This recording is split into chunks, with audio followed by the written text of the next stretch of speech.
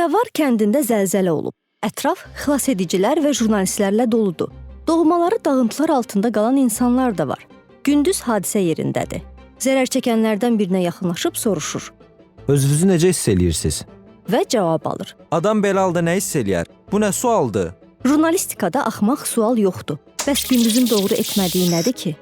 Doğru sual, doğru zamanda, doğru insana və doğru məkanda verilməlidir. Zəlzələni işıqlandırmaq istəyən gündüz doğru insanı doğru məkanda tapıb. Amma ya o sualı verməyə tələsib, ya da sualı həmin zaman üçün yanlış səsləndirib. Leyla da hadisə yerindədir. Onun sualları cavabsız qalmayıb. Çünki o, sual verməzdən öncə zərər çəkənlərlə zaman keçirib. Öz varlığını onlara hiss etdirib. Bir qədər söhbət etdikdən sonra nəzakətlə soruşub ki, bilirəm necə ağrı içindəsiz. Mümkündürsə, hadisə ilə bağlı danışa bilərikmi? Siz nələrə şahid oldunuz? Özəlliklə belə məqamlarda ilk sual sadəcə ünsiyyət qura bilmək üçündür. Yəni, ən vacib sual olmaya bilər. Ayrıca, yaxşı müsahibə sual-cavab deyil, insanla söhbətdir. Jurnalist ona görə söhbət mühiti yaratmalıdır ki, müsahib səmimi ortamda daha ətraflı danışsın. Heç kəsə deyə bilmədiklərindən bəhs etsin. Müsahib özünü istintaqdaymış kimi hiss etməsin. Müsahibdən orijinal fikir almaq üçün bəzən onu xeyli danışdırmalı oluruq. Müsahibəyə hazırlıq bu işi biraz asanlaşdırır. Bunun üçün nəyi və necə soruşacağımızı bilməliyik. Müsahibiniz haqqında internetdə axtarış edin. Kimdir? Təcrübəsi nədir? Əvvəlki müsahibələrində nələr deyib? Danışıq tərzi necədir?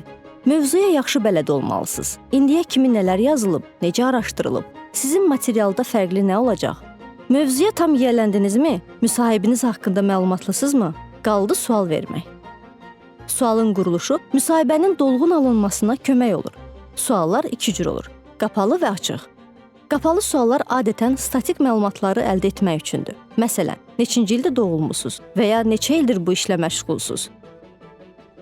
Açıq suallar müsahibə sanki danışmaq, təsvir etmək komandası verir. Məsələn, siz şəxsin müharibə ilə bağlı fikrini ətraflı öyrənmək istəyirsinizsə, sualın quruluşu müharibə olsunmu, olmasınmı olmamalıdır. Çünki olsun və ya olmasın kimi çox qısa cavablar alacaqsınız.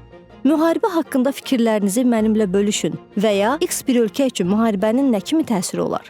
Peşəkar jurnalistlər adətən sualları deyil, hansı mövzular ətrafında və hansı məqamlarla bağlı suallar verəcəklərini qeyd edirlər. Çünki onlar yaxşı bilirlər ki, jurnalistin gözü qeyd dəftərində ilişib qalarsa, o, müsahibəyə nəzarət itirə bilər, müsahibini diqqətlə dinləmək şansı olmaz, sualdan sual çıxara bilməz. Dolayısıyla izləyici suallar verə bilməz. Üstəlik, aldığınız video müsahibədirsə, jurnalist müsahibin nəyi nə zaman dediyini nəinki diqqətlə dinləməli, hətta qeydlərini də etməlidir ki, materialın montajı sürətli olsun.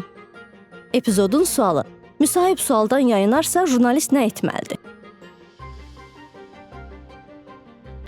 Əkinçinin yeni videoları haqqında məlumatlı olmaq üçün kanalımıza abunə olmağı və xəbərdarlıq funksiyasını aktivləşdirməyi unutmayın. Bununla bərabər, gördüyümüz işlərin davamlı olmasını istəyirsinizsə, bizim patronların sırasına qoşulmağınızı rica edirik. Əkinçinin Patreon icmasının üzvü olaraq siz bizim təşəbbüsə dəstək göstərməklə bərabər hazırladığımız materialları hər kəsdən öncə izləmə imkanı əldə edəcəksiniz. İmkandan istifadə edərək cari patronlarımıza işlərimizi davam etməyə yardım olduqları üçün dərin təşəkkürümüzü bildiririk.